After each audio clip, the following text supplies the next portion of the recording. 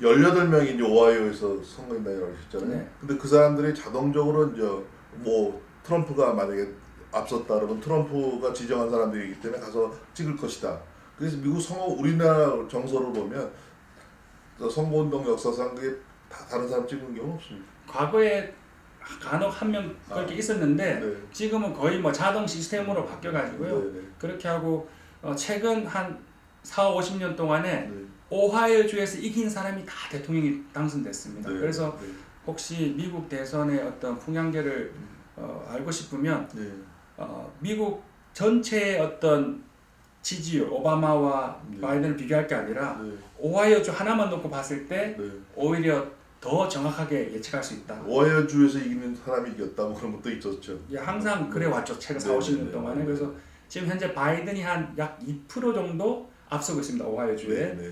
오차와 범위 플러스 마이너스 3%이기 때문에 네. 그 말인즉슨 바뀔 수도 있다. 그렇죠. 바이든이 3% 적게 먹고 트럼프가 3% 더 많이 먹으면 네, 네. 4% 차로 트럼프가 이길 수 있는 가능성이 네. 남아 있는 거죠. 네. 예, 이거를 단언해서 마치 바이든이 될 것이라고 이제 예측해 버리면 문제가 생기는 거죠. 오차 범위 아니기 때문에. 코로나19 팬데믹은 아까도 조금 우리가 얘기했지만 뭐 아무래도 백신을 빨리 하려는 그런 것도 있고 하지만 트럼프한테 유리하겠죠. 이런 위기 상황이기 때문에. 아주 그게 정말 저도 궁금하고요. 너무 네. 좋은 질문이신데 네. 워낙 트럼프가 그 지금 코비드 19을 제대로 매니지를 못 해가지고 네. 욕을 먹고 있는데 네. 그렇지만 또 반대급부로 그렇죠. 아까 말했지만 항상 국가가 위기 상황에서는 네. 대통령, 네. 행정부가 현직 행정부가 이 상황을 잘 매니지하고 관리해 주기를 바라는 마음에서 네. 중도층 또 대다수 국민들은 그 집권당을 지지해 주는 쪽으로 움직여 왔어요. 마치 네. 우리 한국의 국회의원 선거도 지난번에 네. 네. 코로나 사태 가운데서 그 집권당을 더 지지해 줬던 것처럼 네. 네. 그렇기 때문에 근데 그게 어느 정도까지 그 국민들이 지지할 것이냐 정말 이게 너무 많은 사람들이 걸리고 또 많은 사람들이 죽고 하면은 그게 역전될 수 있겠지만 네. 지금 현재로서는 이 정도 수준에서는 여전히 행정부가 더 잘 매니지할 수 있도록 지지하려고 하고 있고 네. 그리고 제가 예측하면은 선거 전에 백신 개발을 발표할 수도 있고 네.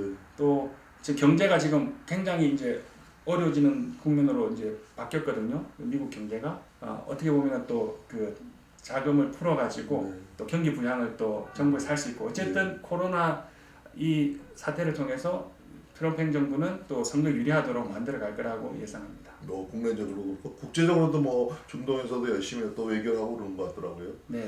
근데 그 이제 우리가 국제적인 문제가 그 미국 선거에 미치는 영향 쪽으로 좀 얘기를 넘어가려고 그러는데요. 지금 바이든이 그 중국하고 연관돼 있다 뭐 이런 식으로 하고 뭐 그런 얘기도 하고 있는데 그 미중 주로 무역 갈등이죠. 이것이 선거에는 어떻게 영향을 줄까요?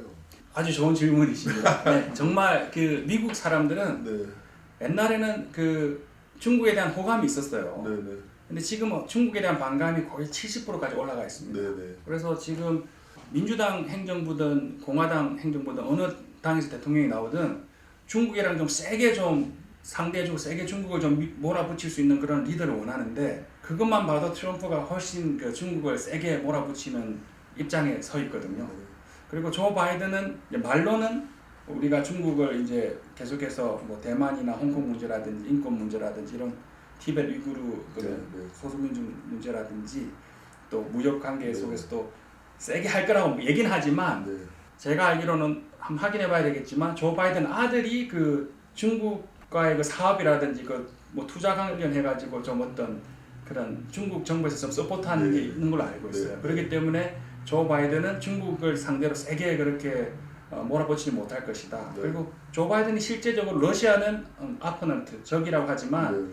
중국은 또 아주 심한 시리어스한 컴페티터라는 경쟁자라는 네. 표현을 하고 있거든요. 네. 트럼프는 그렇지 않지 않습니까? 그냥 네. 중국을 그냥 완전 적으로 몰아붙이고 있지 않습니까? 그래서 그 미중 무역 갈등에서 그 미국의 농민들의 표심은 어떤가요? 그거는 제가 한번 연구를 해보고 나중에 말씀드리겠습니다. 네, 네, 네. 그 농민들 말했지만 그런 어떤 에그리컬처럴한 그런 그 주들은 다 그 레드 스테이트라 해가지고 네. 공화당을 전통적으로 지지해 왔습니다. 네, 그렇기 네. 때문에 농민들은 저는 당연히 공화당 네.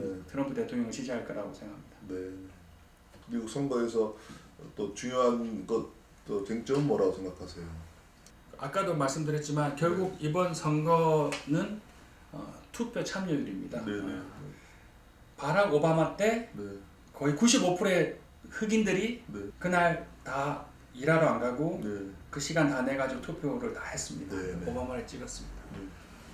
그렇지만은 이제 그때 백인들은 역사적인 그 오바마의 인기와 네. 또 오바마의 매력에 네.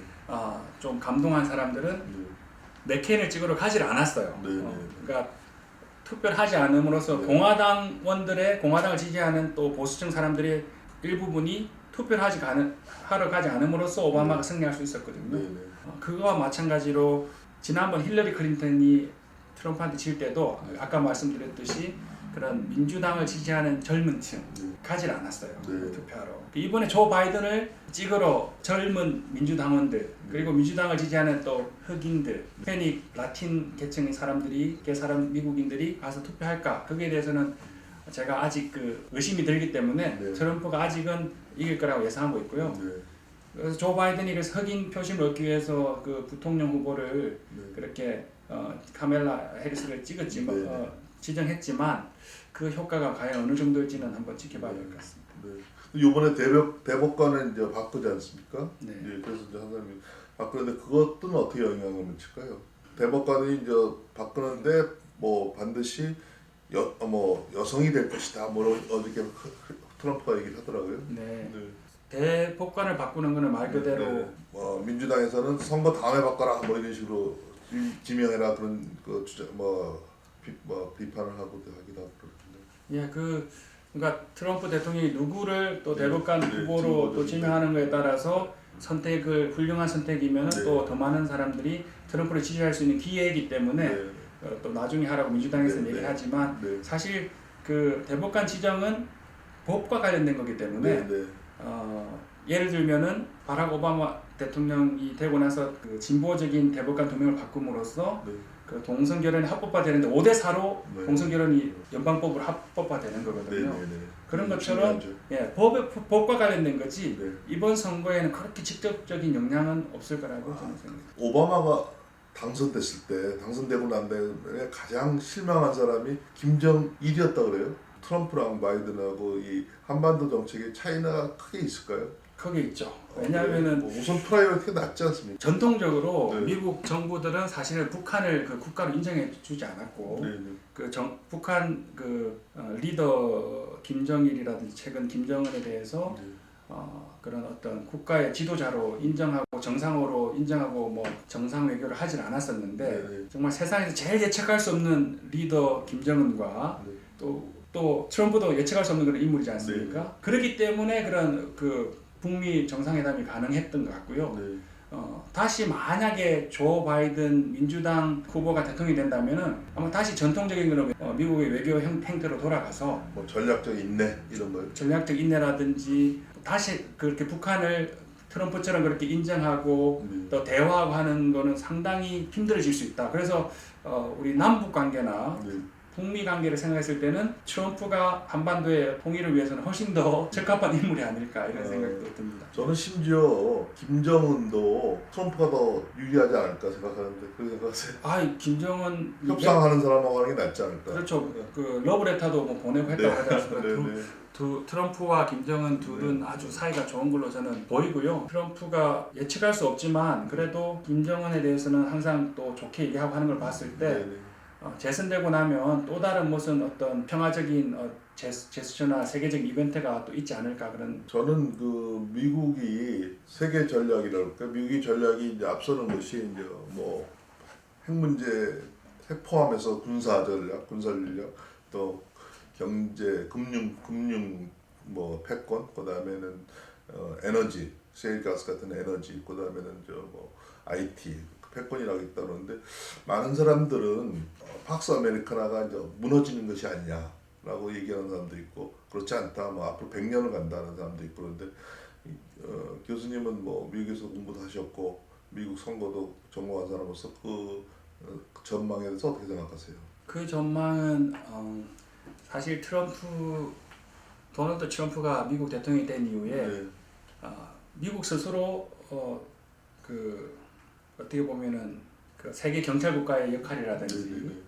또 어떻게 보면 세계를 리드하는 어떻게 보면 G1이라고 해야 되나 네. 그런 어떤 국가로서의 위상을 스스로 깎아먹고 네. 많은 다른 국가들로부터의 어떤 존경을 잃어버린 것은 사실인 것 같습니다. 네. 그렇지만 국력에 있어서는 아직도 여전히 GDP가 세계 1위고요. 네. 그리고 중국의 GDP도 중국이 계속 따라오고 있지만 그래도 이제 경제적으로도 미국 1위고 기축 동화가 또 계속해서 US 달러고 네. 그리고 군사력만 해도 또 중국의 5배 이상의 어떤 강력한 군사력을 보유하고 있습니다. 네. 그렇기 때문에 미국의 어떤 그런 강대국, 초강대국이라고 하나요? 그건 앞으로 최소한 50년은 더 가지 않을까 저는 그런 예측을 해봅니다. 트럼프가 만약에 교수님 말을 들었으면 종교이 뭐 먹여 살려주냐 미국이 잘 되는 것이 중요하다 우리나라 아메리카 퍼스트하고 욕을 먹더라도 나한테 여러 가지 악재가 되도록 내 지지층은 오히려 그거하고 뭉친다. 네. 많이 스캔들이 예. 그렇게 생각하지 않을까요? 그게 어떻게 보면 트럼프의 또 선거 전략이고요. 네. 방금 말씀하셨듯이 미국 시민들은 트럼프가 그렇게 말을 해주면 그 말에 아주 속 시원해하는 저 말이 좀 이기적으로 들리고 옳지 않은 것 같으면서도 그게 당장 자기들의 어떤 먹고 사는 문제와 직결되기 때문에 네. 거기에 대해서 속으로 시원해하고 네. 그 말에 대해서도 속 시원해하면서 트럼프를 지지하는 층이 40%가 존재하고 있죠. 미국에서 네. 네. 지지율이 40% 정도 되거든요. 네. 트럼프 고정표가. 네. 그래서 뭐 얘기 좀 정리를 하겠습니다. 그래서 전반적으로 이제 트럼프가 대선될 가능성이 없다. 또 선거 제도라든가 이런 가지 측면에서 교수님 마지막으로 뭐 클로징 멘트 좀 해주시죠. 현재까지는 아직 트럼프가 재선 가능성이 저는 높아 보이고요. 네. 제가 전화를 드리겠습니다. 한 10월 중순쯤에 그 대통령 대선 토론 TV 대선 토론이 네. 9월 29일 또 10월 15일 이렇게 있습니다. 네. 그렇기 때문에 그때 대선 토론을 첫 번째 대선 토론을 보고 나서 네. 그리고 한 10월 중순쯤에 네. 제가 아까 말씀드렸던 경합주 네. 경합주 그 배틀그라운드라고 하기도 하고 스윙 스테이트라고 네. 하기도 하는데 예를 들어서 오하이오가 2% 앞섰는데 거기 어떻게 바뀌었는가 뭐 이런 그렇죠. 거예요. 네. 항상 그러니까 그 주가 전통적으로 예를 들어서 텍사스주는 전통적으로 늘 공화당만 찍어 왔어요. 네. 네. 거기는 볼 것도 없어요. 네. 캘리포니아, 뉴욕주는 항상 민주당을 찍어 왔어요. 네. 그 주는 볼 것도 없어요. 네. 하지만 네. 어떤 때는 오바마 민주당을 찍었었는데 네. 지난번 트럼프를 찍었네. 네. 그러니까 그 주가 어떤 때는 공화당 대통령 후보를 찍고 어떤 때는 민주당 대통령 후보를 찍는 그런 주를 스윙 스테이트라고 하는데요. 네. 네. 그 주들만 집중적으로 그 여론조사 추이를 보면은 네. 10월 중순에는 제가 더 정확하게 누가 이길지 예측해서 제가 말씀드리겠습니다. TV 디베이트가 어느 정도 미국 대통령 선거에 중요한지 이번에는 어떤지 좀 얘기해 보시죠. 이번에는 제가 볼 때는 대통령 그 TV 토론하고 나면은 오히려 트럼프가 더 효과를 보지 않을까. 트럼프는 뭐 노이징 마케팅 잘하는 사람이니까 말도 쇼 버라이티 쇼도 하고 그 소위 이빨도 세고 네네 그러면서 또 조 바이든이 약간은 지금 기억력에 약간의 문제가 있는 것 같아요. 치매다 뭐 그런 얘기도 치매까지는 아니지만 약간 그 정확한 그런 수치들이 아니라 기억하는데 최근에 뭐 실수로 손자가 몇 명인지도 잘 기억 못하고 있다 그러는데 이제 그런 부분이라든지 그리고 아직까지 터트리지 않고 있지만 조 바이든의 또 약점들이 있거든요. 네. 그런 것들을 아마 TV 토론에 자연스럽게 또 얘기가 나올 수도 터주시다. 있고 트럼프에 대해서는 모두가 알아요. 제가 인격적으로 아니다. 네. 그냥 좀 어떻게 좀 나쁜 말을 표현하면 조금 좀 못된 사람이다. 네. 뭐 그렇게 얘기를 하는데 어떻게 보면 조 바이든도 이제 그런 과거의 어떤 스캔들이라든지 또 드러나면은 조 바이든 똑같네. 네. 예를 들면은 트럼프를 하원에서 탄핵을 시도했지 않습니까? 네. 그때 드러났던 게 뭐냐면은 트럼프가 조 바이든이 자기 아들 그 사업 때문에 우크라이나한테 네. 거기에 뭐 혜택을 받았다. 네. 그러니까 우크라이나 정부를 통해서 조 바이든 조사해라. 그렇게 압력했기 때문에 자기 국민을 보호해야 될 의무가 있는 미국 대통령이 자국민을 다른 나라를 통해서 조사하라고 했기 때문에 탄핵의 원인인데 그걸 통해서 이제 미국 국민들은 트럼프가 그런 어떤 탄핵 사유가 있는 거가 플러스 조 바이든이 그런 비리가 있었구나 하는 것도 다 알게 됐었거든요. 네.